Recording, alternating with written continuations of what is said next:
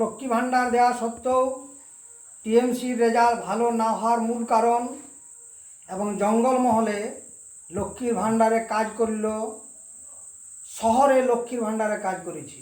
জঙ্গলমহলে সমাজপতিদের কথা বিজেপি নেতৃত্ব রক্ষা করতে পারে না। আর উত্তরবঙ্গে পৃথক রাজ্যের গোপন ইন্ধন আছে বলে মানুষ লক্ষ্মী ভাণ্ডার পেয়েও বিজেপিকে নির্বাচিত করেছে। এরকম ঘটনা জঙ্গলমহলেও ঘুরে যেতে পারে। 2000-3000 টাকা লক্ষ্মী ভাণ্ডার দিলেও উত্তরবঙ্গের মতন জঙ্গলমহলেও নরেন হাসদার তৈরি করা পৃথক রাজ্যের দাবি মানুষের ভিতরে আছে।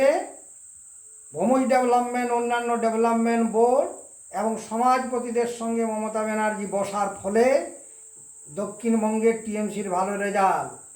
এটা যে কোনো সময় চেঞ্জ হতে পারে যদি মমতা ব্যানার্জি ভুল করেন। এইটা হচ্ছে মূল বিষয়, এটা সাংবাদিকদের মাথায় নাই, তাই উল্টা পাল্টা গোল গোল করে টিভিতে বক্তব্য রাখছি। পৃথক রাজ্যের দাবির মূল কারণেই উত্তরবঙ্গে বিজেপির রেজাল্ট ভালো এবং ক্যাম্পেইনও করা হয়েছে বুথে বুথে। আমার কাছে তার প্রমাণ আছে।